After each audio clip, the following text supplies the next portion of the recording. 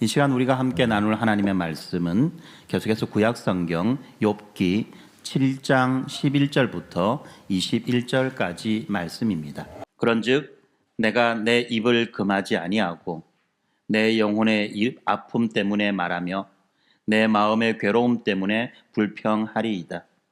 내가 바다니이까 바다 괴물이니이까 주께서 어찌하여 나를 지키시나이까.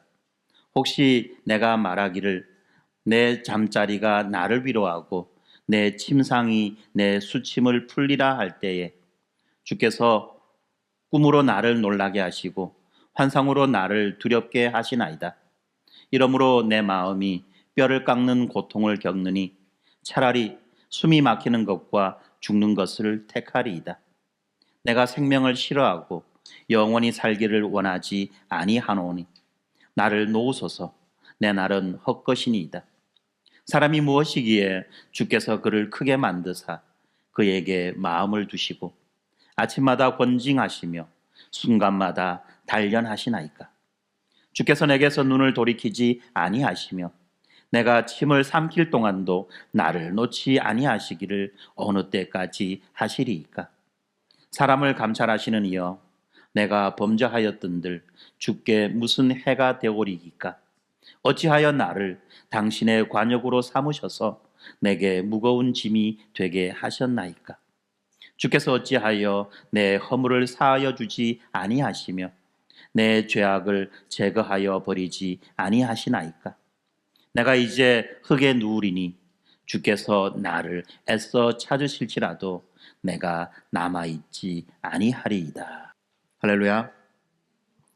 네, 오늘 이 예배 자리에 나오신 여러분들을 축복하며 이 하늘의 크고 놀라운 그 위로와 평강이 여러분들의 삶 가운데 충만하게 임하시기를 우리 주님의 이름으로 축복합니다. 네, 지금 우리 오늘은요, 이 욥기서 이 4장부터의 말씀을 한번 살펴보려고 합니다. 오늘 본문은 이 욥기 4장부터 7장까지 이르는 긴 본문입니다. 여기에는 많은 내용들이 담겨져 있는데 한번 집중해서 잘 들으시면 좋겠습니다. 특별히 오늘 우리가 함께 나누는 이 생명의 말씀이 그 인생의 깊고 차가운 밤을 홀로 외롭게 지나고 있다고 그렇게 느끼시는 분들 뿐만 아니라 아무도 알아주지 않는 그 눈물 골짜기를 걸어가며 남몰래 탄식하고 계신 모든 분들을 향한 하나님의 따뜻한 초청이라는 것을 기억하시며 오늘 말씀을 들어주시면 감사하겠습니다.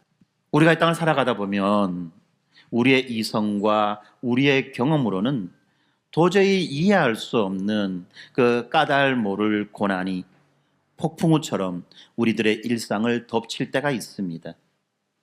평생 눈물로 기도하며 키워온 이 자녀가 뜻밖의 어떤 일을 당하거나 뜻밖의 어떤 사건을 당해서 이 부모의 가슴에 대못을 박을 때가 있습니다. 사람들은 말하죠. 기도로 키운 자식은 절대로 망하지 않는다고. 그런데 그렇지 않은 일들도 있다는 겁니다. 뿐만 아니죠. 이 밤낮 없이 땀 흘려서 평생 일구었던 그 삶의 터전이 어떤 통제할 수 없는 이런 경제적 위기로 인해서 하루아침에 무너져 버릴 때 있습니다. 여전히 우리가 경험했던 이런 IMF, 어떤 국제금융 위기와 같은, 그리고 오늘날 우리의 의도와는 전혀 상관없이 밖에서 지금 그렇게 터져 있는 이런 전쟁들을 통해서 어떤 사업의 위기와 삶의 위기를 겪는 분들이 있다는 것입니다. 이런 일을 만날 때마다 우리는 그야말로 이 억장이 무너지고 하늘이 무너지는 것과 같은 그런 엄청난 고통과 답답함을 경험합니다. 뿐만 아닙니다. 가족을 위해서 열심히 평생 그렇게 숨가쁘게 달려왔는데 갑자기 그 몸에 중병이 걸렸다라고 하는, 이 중병이 찾아왔다라고 하는 이런 선고를 들을 때 우리는 눈앞이 캄캄해집니다. 그리고 그럴 때마다 우리는 허공을 향해서 묻습니다. 하나님, 대체 왜 저에게 이런 일이 일어나는 겁니까? 내가 무엇을 그렇게 잘못했다고 이토록 가혹한 시련을 주십니까? 우리 이렇게 묻는답니다. 이 원인조차 알 수 없는 그 고난의 벼랑 끝에서 이 연약한 인간은 본능적으로 왜, 왜, 왜 그렇게 돼야 되느냐고 그런 질문을 던질 수밖에 없다는 것입니다. 안타깝게도 오늘날 수많은 성도들이 이 고난의 신비를 이 세상의 얄팍한 가치관으로 해석하려고 합니다. 그러다가 자기의 삶과 자기의 신앙이 무너지는 것을 경험합니다. 우리는 언제부터인지 은연중에 이 하나님과의 관계를 이 행위 언약의 틀 안에서 해석하려고 합니다. 행위 언약이 뭡니까? 내가 하나님께 무엇을 한 대로 하나님이 그것을 갚아주신다는 거죠. 내가 주일 성수를 잘하고 헌금과 봉사를 많이 하면 만사 형통의 복을 받고 신앙생활에 소홀히 하면 하나님이 매를 드신다라고 하는 일종의 이 거래적인 종교관에 갇혀버렸다는 것입니다.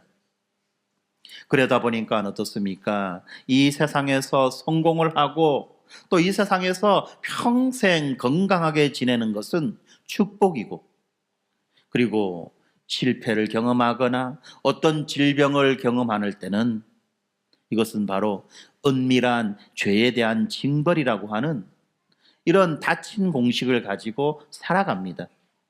이것을 우리는 또 다르게 표현하면 기복주의 신앙이다, 또 번영 신앙이다라고 그렇게 말합니다. 이런 신앙은 어떻습니까? 자기의 삶이 평안할 때는 아주 훌륭하고 완벽한 그런 신앙 체계인 것처럼 우리들에게 보여집니다. 그렇지 않습니까? 정해진 대로 예측 가능한 결과들이 나온다는 겁니다. 그렇지만 여러분, 우리의 인생이 그렇습니까? 우리의 인생이 늘 콩 심은 데 콩 나고 팥 심은 데 팥 나든가요? 콩 심은 데요, 콩도 나지만 가라지도 함께 나요. 어떨 때는 이 가라지가 너무 많이 나가지고 콩이 보이지도 않아요. 그렇지 않습니까?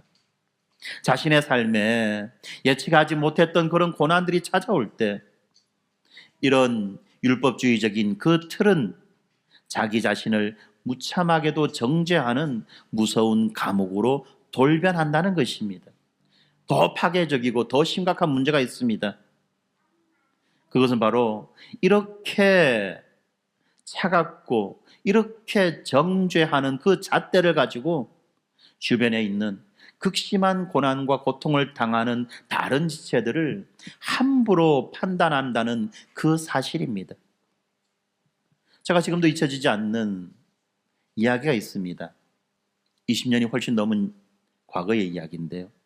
제가 신대원을 다닐 때 일입니다. 하루는 이 구약학을 가리키는 교수님이 한국 교회에 만연한 그 기복주의에 대해서 한탄하면서 하신 말씀이 있어요. 자신의 아내와 아들이 이 교회에서 큰 상처를 입어서 교회 출석을 잠시 멈추고 있다는 그런 말씀을 하신 적이 있습니다. 당시 이 가족들이 출석하던 교회는 나름 알려져 있는 대형 교회입니다. 그런데 그 교회 분위기가 어떤 분위기였느냐 하면 이 긍정의 힘을 강조하면서 예수를 믿으면 성공하고 출세하고 건강하게 된다는 것을 강조할 뿐만 아니라 실제로 예수를 믿고 긍정적인 생각을 했더니 말씀대로 성공하고 출세하고 건강을 회복했습니다 라고 하는 그런 간증들이 쏟아지는 교회였습니다. 참 부럽죠, 그죠? 와, 정말 교회 살아있네, 그런 느낌이 드는 것입니다. 그런데 여러분, 이런 분위기 속에서 그 교수님의 아내 되시는 분은 뭐 하나 간증할 거리가 없는 자신이 너무나도 초라하게 여겨져서 마음이 힘들었다고 합니다. 뭐 하나 자랑할 게 없었다는 겁니다. 드러낼 것이 없었다는 겁니다. 뿐만 아닙니다. 주변의 성도들이 자기 가족들이 어떤 가족인지를 알았죠. 교수 아닙니까? 그것도 신학대학원 교수. 목회자가 되려고 하는 그 신학생들을 가르치는 신학교 교수라는 것을 알게 되고, 거기에다가 그 교수님의 아들이 자폐증을 앓고 있다는 것을 알게 될 때 주변에서 이런 말 저런 말들이 쏟아져 들어오더라는 것입니다. 그렇지 않습니까? 그런 생각으로 우리가 신앙을 해석한다면 어때요, 여러분들? 신학교 교수입니다. 목사들을 가르치고 배출하는 그런 분이에요. 그럼 어떻습니까? 목사보다도 훨씬 더 영성도 뛰어나고 믿음도 뛰어나고 이 기도의 영빨도 더 세야 안 되겠습니까? 그래서 그런 분이 기도하면 뭐든지 착착착착 하나님이 응답하시고 들어주실 것만 같지. 그런데 그 집 아들이 이 자폐라고 하는 그런 질병을 앓고 있고 그것 때문에 고통당하고 있다는 그 사실을 알게 될 때 이 사람들은 어떻게 해석을 했을까요? 아, 교수님이 젊었을 때 뭔가 사고를 쳤거나 아니면 뭔가 잘못한 일이 있는가 봐. 하나님이 저 아이를 통해서 지금 저 가정을 지금 이렇게 깨달으라고, 그 고통을 깨달으라고, 잘못을 깨달으라고 이렇게 고통을 주시는가 봐 라고 수군덕거렸다는 것입니다. 심지어는 야, 교수가 진짜 교수 아닌 것 같아 라는 이야기까지 했다는 겁니다. 여러분 어떻습니까? 교수가 기도 안 해서 그래. 참 이해할 수 없잖아. 어떻게 그래? 이 교수 마누라가 도대체 뭔 사고를 쳤어? 무슨 잘못을 해서 저래? 이로 말할 수 없는 뒷담화를 듣고는 더 이상 그 교회에 출석할 수 없었다고 이야기하는 겁니다. 그러면서 그런 교회가 가지고 있는 어두운 면과 왜곡된 복음의 현실을 말씀해 주셨습니다. 어떤 이야기냐면 그 교회가 긍정의 힘을 강조하고 예수를 믿으면 복을 받는다는 것을 강조하면 할수록 그 교회에서는 어떤 사람들의 목소리만 들릴까요? 말씀대로 내가 예수를 믿었으니 내가 사업이 이렇게 잘 풀리고 건강이 이렇게 회복되어지고 내가 정말로 이 세상에서 출세하고 성공한 사람이 되었습니다라고 자랑할 만한 거리가 있는 사람들은 그 교회에서 큰 소리를 내며 남아있지만 무엇 하나 자랑할 만한 거리 없는 사람들, 자기 인생의 문제가 해결되지 못하고 계속해서 그 문제를 안고 살아가야 되는 그런 사람들은 점점점 그 교회 안에서는 죄인으로 무언가 부족한 사람으로 낙인 찍히게 되고 점점점 그런 사람들이 설 자리를 잃어버리게 되고 어디론가 사라져버리는 그런 결과를 낳게 되었다는 것입니다. 그러니까 어떻습니까? 결과적으로 보면 다 예수 믿고 잘되고 성공한 사람들만 있는 것처럼 보이는 교회가 되었다는 겁니다. 그리고 수많은 사람들이 불나방처럼 그 성공과 출세를 기대하며 교회로 몰려듭니다. 와 몰려듭니다. 그러나 그렇게 몰려드는 만큼 그만큼의 사람들이 여전히 상처를 입고 아픔을 당하며 교회에서 사라져 간다는 것입니다. 교회가 무엇입니까? 가난한 자들, 소외된 자들을 보듬어 주는 그런 아둘람이 바로 교회 아닙니까? 그러나 오늘날의 교회는 이런 기복주의 신앙 때문에 더 이상 그런 사람들이 발붙일 수 없는 환경이 만들어져 있다고 20여 년 전에 그렇게 통탄하셨습니다. 그런데 오늘 우리가 보는 이 욥기서 말씀, 이 4장부터 7장까지의 이 말씀은 이 극한의 고난 한복판에서 맹렬하게 충돌하는 두 가지 신앙 체계의 모습을 우리는 발견할 수 있습니다. 한쪽에는 욥의 친구 엘리바스가 주장하는 신앙 체계가 있습니다. 그것은 바로 차갑고 완고한 이 기복주의에 근거한 인과 응보의 교리가 굳건하게 서 있습니다. 뿐만 아니라 이 엘리바스는 아주 영적인 사람인 것처럼 자기가 환상을 보고 그 환상을 해석할 수 있는 그 능력을 가진 사람인 것처럼 그렇게 자기를 드러내고 있습니다. 그리고 또 다른 한쪽에는 이 도무지 이해할 수 없는 그 현실 속에서 이 종교적인 가식을 벗어버리고 하나님을 향해서 이 날 것 그대로의 그 울부짖는 그 욥의 거룩한 저항이 치열하게 대립하고 있는 그 충돌의 장면을 우리는 본문에서 발견할 수 있습니다. 오늘 우리는 이 삶의 잿더미 위에서 벌어지는 이 영적 전투를 통해서 우리들의 그 얄팍한 종교의 껍질을 깨트리고 우리들의 참된 위로자이신 십자가의 그리스도께로 인도하는 그 하나님의 신실하신 손길을 발견하면 정말 좋겠습니다. 지금 욥은 모든 재산과 그리고 10명이나 되는 그 자녀를 다 잃어버리고 지금 자신마저 끔찍한 질병에 걸려 잿더미 위에 앉아 있습니다. 친구들이 그를 위로하려고 그에게 찾아왔습니다. 그런데 그 참혹한 그 욥의 모습을 보고는 아무 할 말이 없었죠. 할 말 잃어버린 겁니다.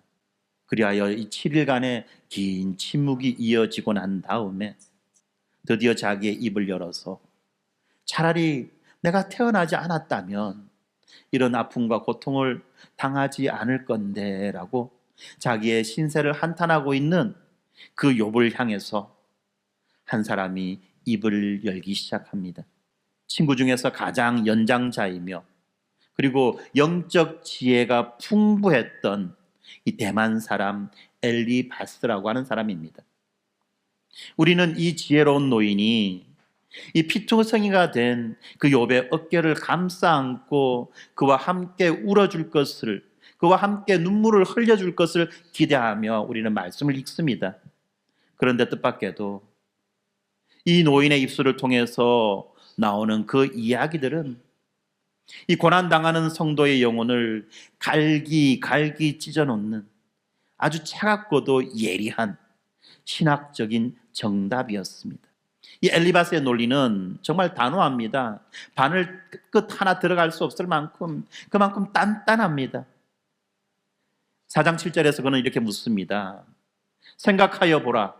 죄 없이 망한 자가 누구인가? 정직한 자의 끊어짐이 어디 있는가?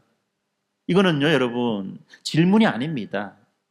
팩폭입니다. 아주 폭력적인 사형 선고라는 것입니다.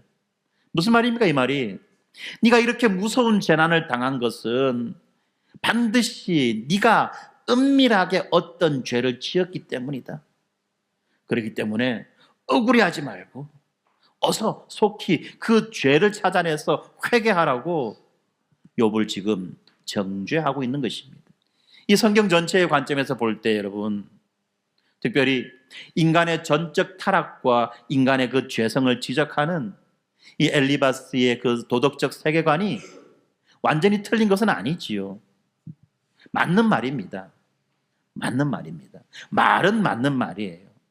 그런데 우리가 이 지점에서 마르틴 루터의 표현을 빌려서 말한다면 엘리바스는요, 이 고난 속에 숨어 계시는 하나님의 신비로운 역사를 보지 못한 채 오직 성공과 번영으로만 하나님을 증명하려고 하는 전형적인 영광의 신학자였다는 것입니다. 이 엘리바스의 치명적인 문제는 그의 그 완벽하게 보이는 이 신학체계 안에 상처 입은 영혼을 향한 하나님의 그 언약적 사랑, 이 헤세드, 이 긍휼이 철저하게 결여되어 있다는 사실입니다. 그렇지 않습니까? 우리가 복받을 만한 그런 짓을 했기 때문에 하나님이 우리에게 복을 주십니까? 그럼 우리가 지금 매주 수요일마다 살펴보고 있는 이 아브라함은 어떻습니까? 우리는 자꾸 아브라함을 자꾸 믿음의 사람, 위대한 믿음의 영웅으로만 자꾸 미화합니다. 그런데 그 아브라함은 어떻습니까, 여러분들? 정말 웃기지도 않는 짓을 하고 있지 않습니까? 하나님이 직접 그를 찾아와서 그에게 약속하시고 약속한 것을 눈으로 밝히 보여주시고 믿을 것을 그렇게 호소하시는데도 불구하고 아브라함은 틈만 나면 뭔 사고 쳐요, 사고를. 하나님을 믿지 못하고 자기 꾀를 믿고 자기 능력을 의지해서 뭔가 자꾸 문제를 해결하려고 하는 그런 시도를 합니다. 다른 나라 왕에게 자기 아내를 누이라고 속이면서 그 왕이 자기 아내 데려가는 것도 그냥 멀뚱히 쳐다보는 참 이런 짓들을 하면서 살아오는 사람이 아브라함 아닙니까? 물론 순간순간 믿음의 행위를 합니다만 어떤 이런 기계적인 그런 신앙관으로 신앙 체계로 해석한다면 아브라함만큼 재수 없는 사람은 없다는 거예요. 복을 주장하거나 복을 호소할 수 있는 전혀 어떤 근거도 없다는 겁니다.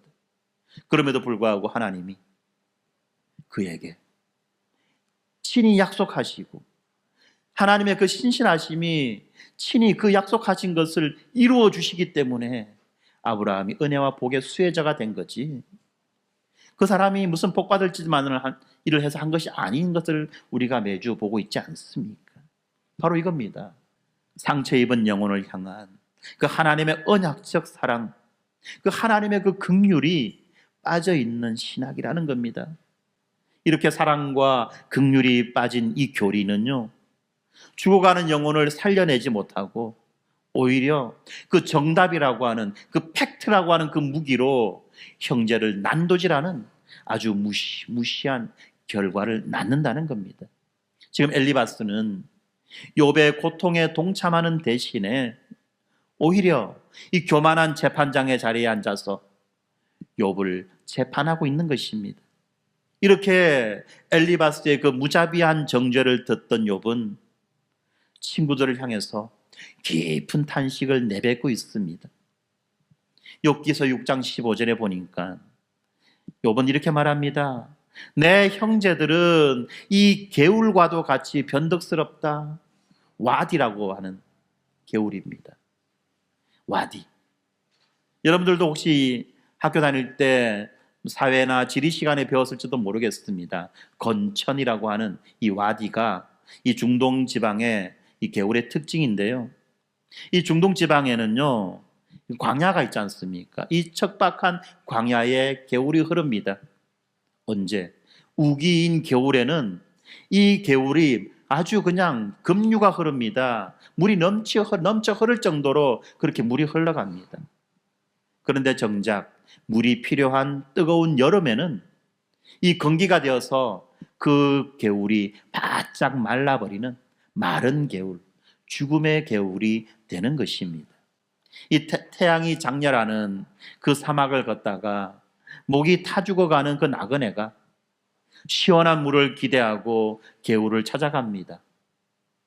그런데 그가 그렇게 찾아갔던 그 개울은 쩍쩍 갈라진 그 흙바닥만 드러내고 있죠. 그 목이 말라 죽어가는 그 나그네가 마지막 힘을 짜내고 기대와 소망을 걸고 찾아갔던 그 개울이 쩍쩍 갈라진 흙바닥만 드러낼 때 이 나그네가 가지는 그 실망감과 그 배신감은, 그리고 그 절망은 이루 말할 수 없다는 것입니다. 욥의 심정이 바로 이렇습니다.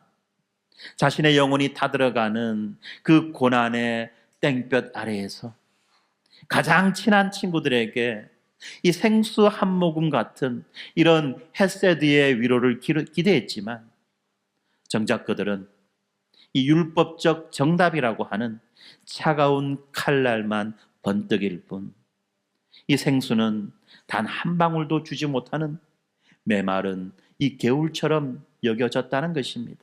그러면 오늘날 우리들의 교회의 모습은 어떻습니까? 자녀의 문제들로 인해서 가슴을 치고 있는 그 부모들에게, 중병을 선고받고 두려움에 떨고 있는 그 형제에게, 사업의 부도로 지금 힘없이 고개를 숙이고 있는 그 자매에게 우리는 이 상처를 싸매는 이 그리스도의 생수입니까? 아니면 네 안에 아직도 회개하지 않은 죄가 있는 것은 아니냐라고 그 상처를 더 아프고 쓰라리게 하는 그런 메마른 개울입니까? 아무리 올바른 지식이라고 할지라도 예수 그리스도의 그 피 묻은 십자가 복음이 가져다 주는 그 은혜와 긍휼이 빠져 있다면 그것은 그 상대방을 죽이는 독약이 된다는 것입니다. 정답으로 이 팩트로 이웃을 정죄하는 그런 메마른 개울과 같은 이런 와디의 신학으로는 결코 단 한 사람도 영혼도, 단 한 사람의 영혼도 살려낼 수 없다는 것입니다. 이렇게 엘리바스로부터 쏟아지는 그 폭력적인 정죄 앞에서 욥은 위축되지 않았고, 그리고 시선을 돌려서 이 창조주 하나님을 맹렬하게 대면하기 시작합니다. 그렇습니다. 사람에게 절망했을 때, 그때 하나님을 찾는 것은 너무나도 당연한 일이죠. 그런데 욥이 고개를 돌려서 바라보고 있는 그 하나님은 결코 지금 욥에게 따뜻한 하나님이 아니었습니다. 오히려 욥은 지금 자신을 짓누르고 있는 그 하나님의 압도적인 임재 앞에서 숨이 막힐 듯한 그런 공포를 느끼고 있다는 것입니다. 지금 욥은 이 고난의 잿더미 위에서 이렇게 절규합니다. 17절 18절 말씀에 보면 사람이 무엇이기에 주께서 그를 크게 만드사 그에게 마음을 두시고 아침마다 권징하시며 순간마다 단련하시나이까. 우리가 자주 들었던 익숙한 이 시편 8편의 말씀처럼 그렇게 보이는데, 여러분, 이 말이 무슨 말입니까? 이 말이 무슨 말입니까? 도대체 사람이 뭔데 하나님은 이 사람을 지금 꽉 붙잡고 옴짝달싹 하지도 못하게 만들고, 그리고 아침마다 두드리고 순간마다 그렇게 치고 두드리십니까? 라는 거 아닙니까? 지금 욥이 느끼고 있는 그 하나님은 따뜻하고 인자한 그런 선한 목자가 아니었습니다. 이 부서지기 쉬운 먼지와도 같은 그 인간을 지금 미세한 현미경으로 감시하다가 그에게 작은 허물이라도 보이면 진노의 화살을 쏘아대는 무시무시한 저격수며 또한 잔인한 파수꾼이었다는 것입니다. 그래서 19절에서 욥은 이렇게 말합니다. 하나님, 제발 저에게 눈을 돌리셔서 내가 침 삼킬 만한 그 짧은 순간만이라도 좀 저를 내버려 두십시오. 왜 저를 가만히 놔두지 않으십니까? 이렇게 피가 마르는 그 영혼이 토해내는 정말로 정직하고도 거친 탄식을 하나님 앞에 쏟아내고 있다는 것입니다. 그때 엘리바스의 조언은 너무나도 간단합니다. 네가 그 고집을 꺾고 거짓으로라도 하나님 앞에 회개하면, 아니 회개하는 척이라도 한다면 하나님이 다시 너를 회복시켜 주시고 너에게 복을 주실 것이다라고, 그렇게 5장 하반 부분에서 엘리바스는 이야기하고 있습니다. 얼마나 그럴듯한 말입니까? 만약에 이 끔찍한 고통을 끝내고 잃어버렸던 그 일상을 다시 회복할 수만 있다면 마음에도 없는 회개 얼마든지 할 수 있지 않겠습니까? 뭔지 모르지만 하나님, 내가 뭔지는 모르지만 내가 혹시라도 내가 하나님의 마음을 아프게 한 것이 있다면 하나님 용서해 주십시오. 보통 우리가 쉬운 말로 퉁치고 넘어가는 기도 있지 않습니까? 아버지, 내가 알면서 지은 죄, 모르고 지은 죄, 내가 지었지만 기억하지 못하는 이 모든 죄를 하나님 용서해 주십시오. 바겐세이라는 거예요. 바겐세이. 회개의 바겐세일이에요. 어떻게 보면 정말 철저한 회개라고 그렇게 포장되지만 또 다른 관점에서 보면 너무 쉽게 마음에 없는 회개하는 거 아닙니까? 왜요? 이렇게라도 회개해가지고 내가 하나님의 용서를 얻고 하나님이 주시는 복을 받겠다라고 하는 그런 얄팍한 심리가 그 속에 담겨 있다는 것입니다. 그런데 바로 여기에서 욥의 참된 위대함이 빛을 발하고 있습니다. 만약에 여러분, 욥이요 이런 보상을 얻기 위해서 적당히 타협하는 이런 마음에도 없는 이런 거짓된 회개를 했다면, 우리가 지난번에 살펴보았던 그 사탄의 참소 있죠? 인간은 결국 이 축복 때문에 하나님을 믿는 그런 이기적인 존재라고 하는, 바로 그 사탄의 그 조롱을 스스로가 인정하는 꼴이 되었을 것이라는 것입니다. 그런데 욥은 어떻습니까?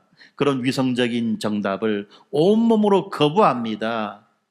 그리고 자신의 억울함과 그 슬픔을 날 것 그대로 하나님 앞에 지금 토해놓고 있는 것입니다. 세상 사람들은요, 이해할 수 없는 고난이 오면 신이 없다고, 하나님이 없다고 하나님을 떠나버립니다.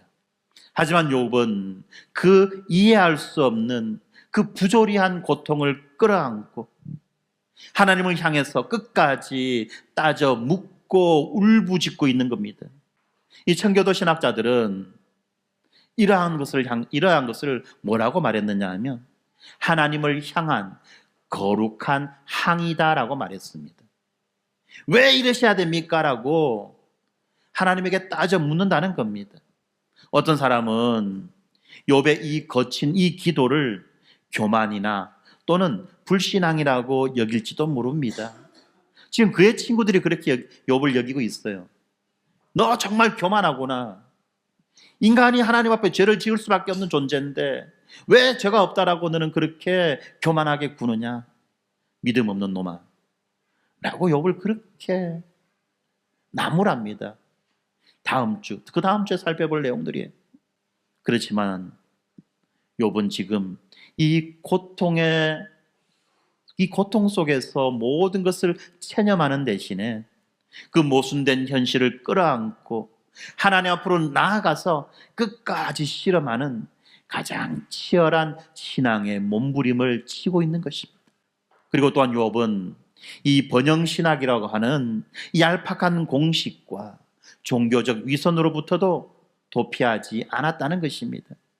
그는 오직 여호와 하나님만이 이 고통의 매듭을 푸실 수 있다는 것을 굳게 믿었기 때문에 지금 얄팍한 어떤 타협을 벌이고 하나님과 지금 피 터지게 맞붙고 있는 것입니다.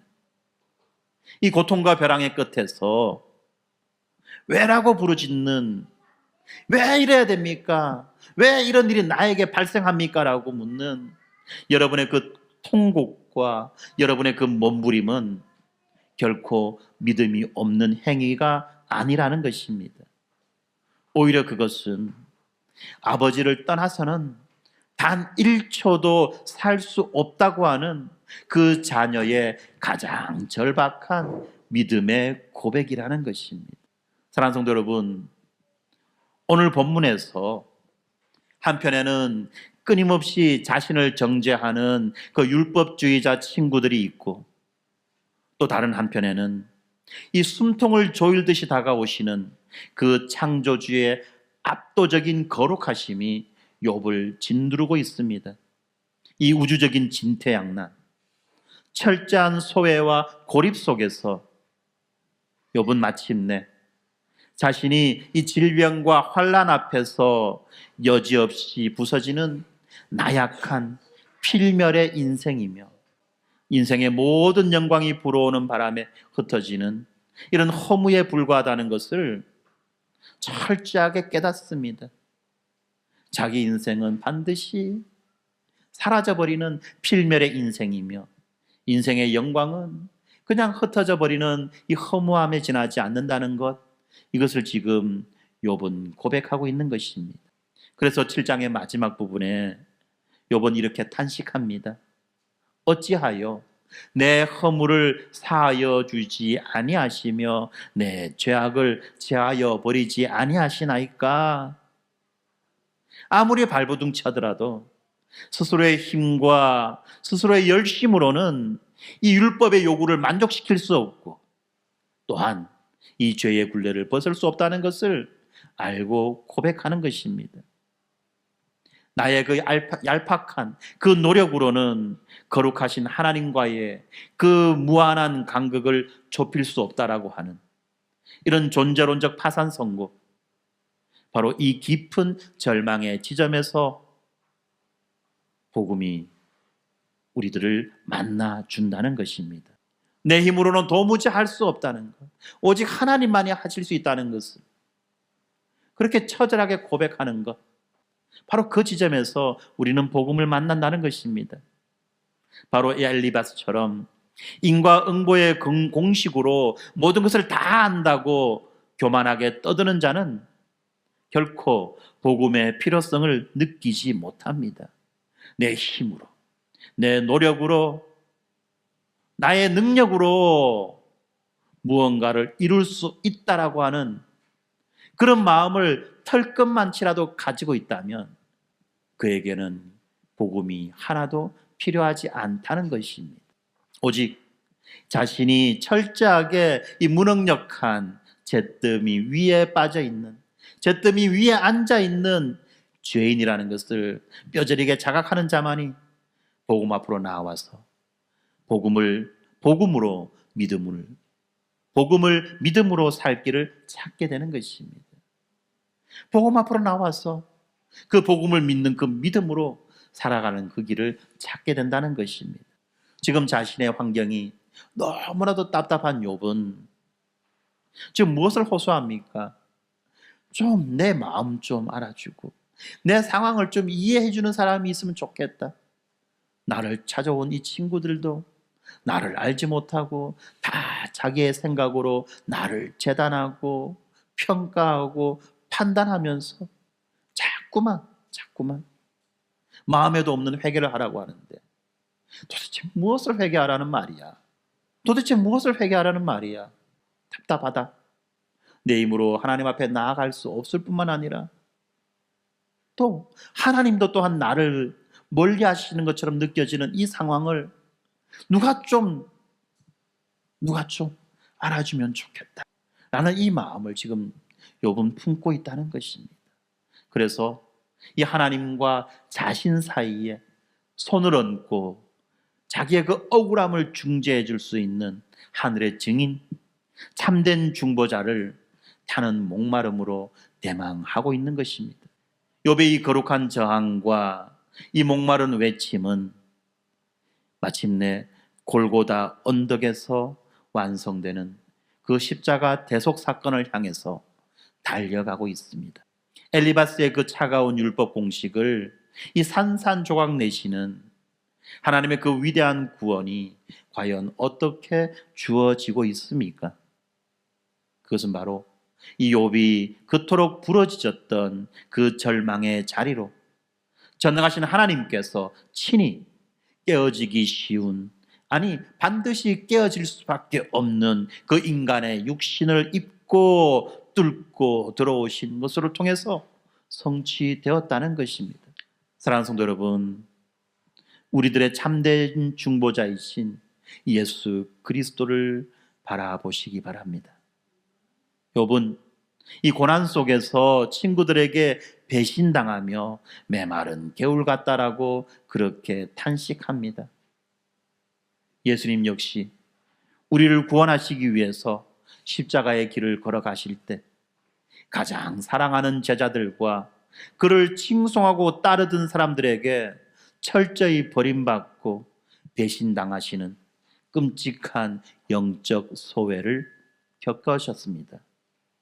더 나아가 욥은 하나님이 자신을 관역 삼아 진노의 화살을 쏘시는 것과 같다고 그렇게 두려워했습니다. 그렇지만 진정으로 그 하나님의 그 진노의 화살의 관역이 되신 분은 누구입니까? 바로 죄를 알지도 못하신 하나님의 독생자 예수 그리스도 아닙니까? 그분은 우리가 받아야 할 하나님의 그 공의로운 진노와 율법의 저주라고 하는 그 화살을 이 십자가라고 하는 관역에 매달리셔서 맨몸으로 대신 다 맞아주셨던 것입니다.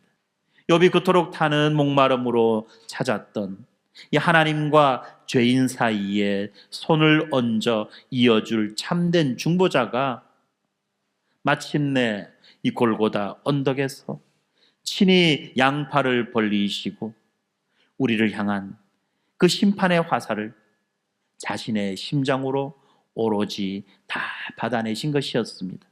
가장 무죄하신 분이 가장 끔찍한 이 저주를 받으셨다라고 하는 이 십자가의 역설 앞에서 죄가 없으면 어떤 고난도 있을 수 없다라고 말하는 이 엘리바스의 얄팍한 인과율은 산산이 부서져 버리고 마는 것입니다.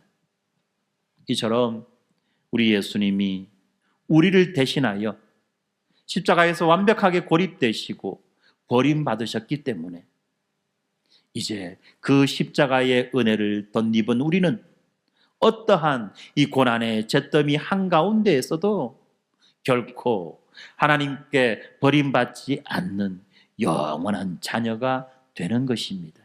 이제 말씀을 맺겠습니다. 사랑하는 성도 여러분, 욥이 당한 고난은 수천 년 전 옛날 이야기가 아닙니다. 바로 오늘을 살아가는 우리들의 이야기이기도 한 것입니다.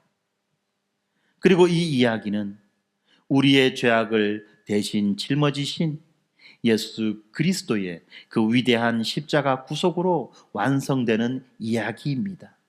내일 아침이면 우리는 또다시 무너진 일상과 냉혹한 현실의 한복판으로 나아가야 합니다.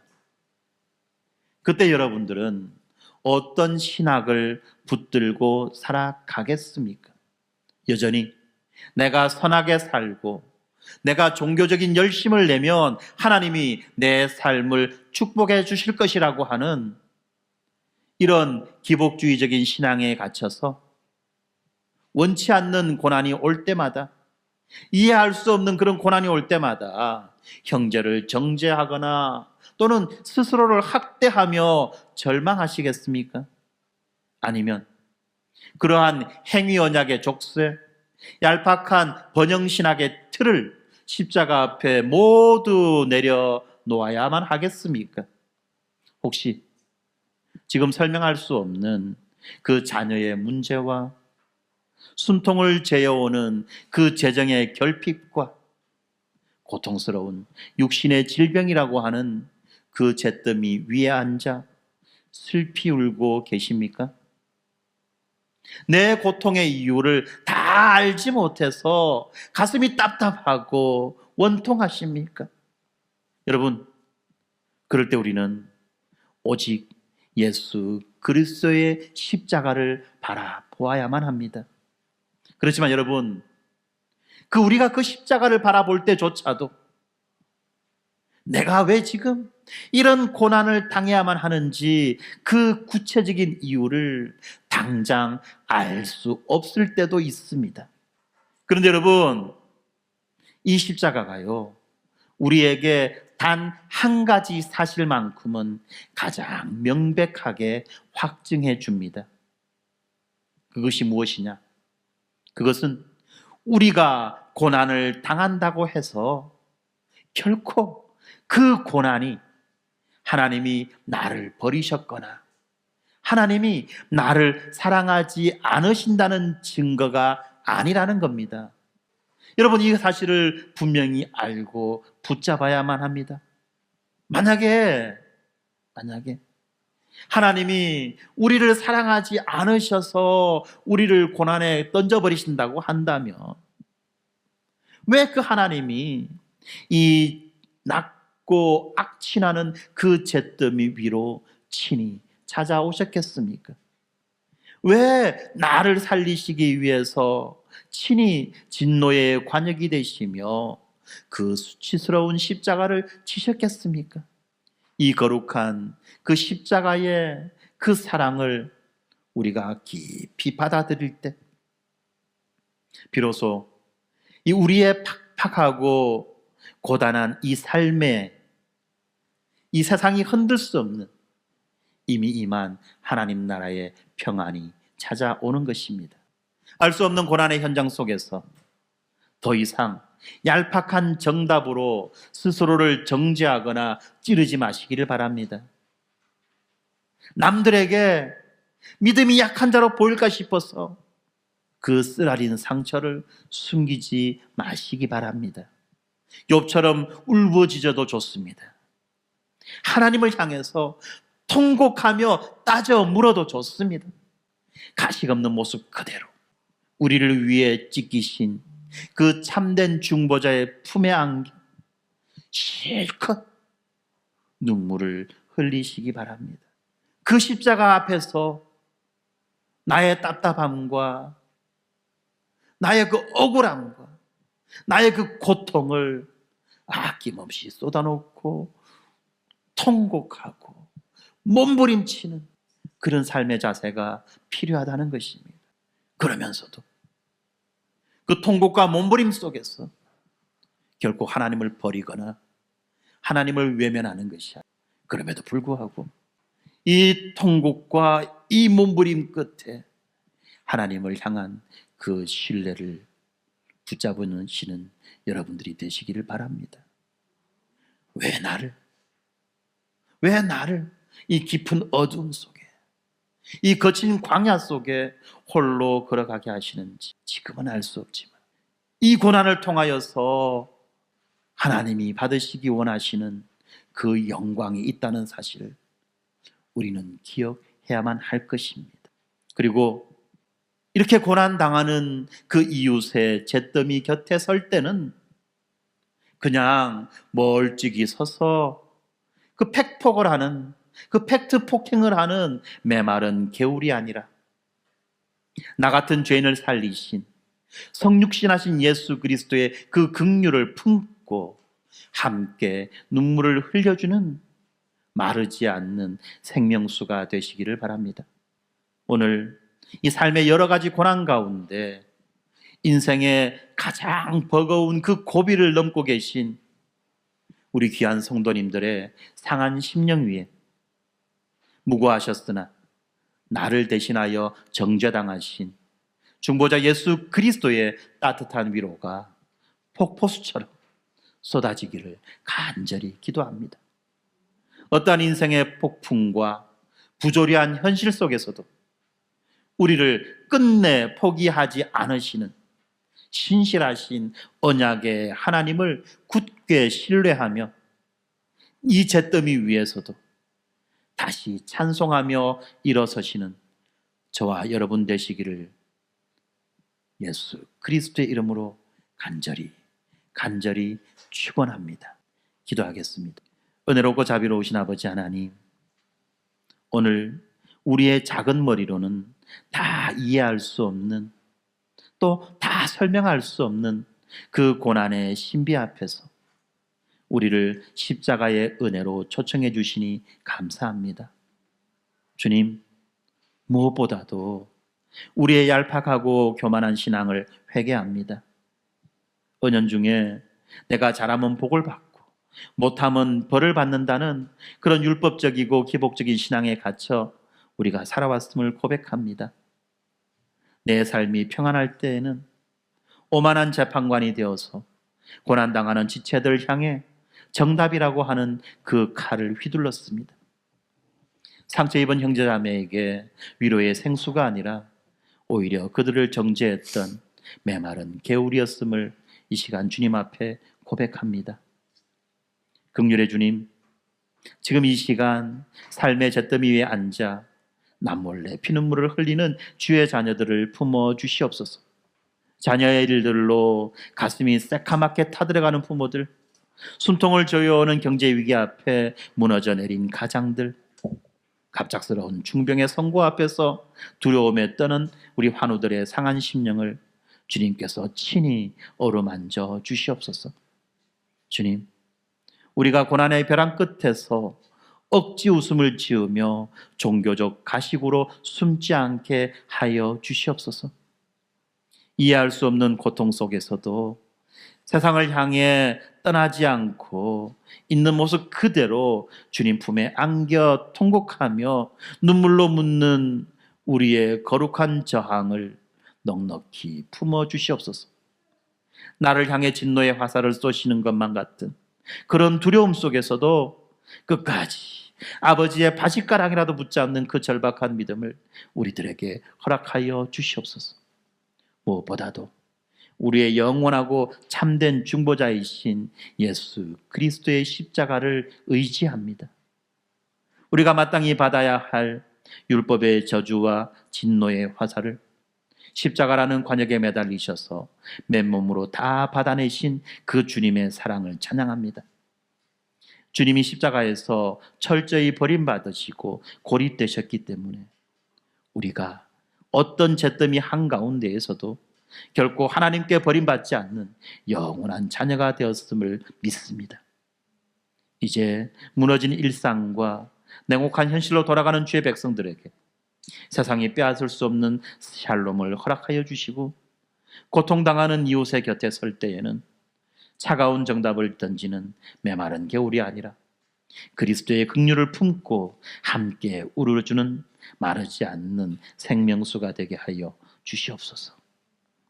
우리의 눈물을 닦아주시며 영원한 참된 위로자가 되시는 우리 주 예수 그리스도의 이름으로 간절히 기도드립니다. 아멘.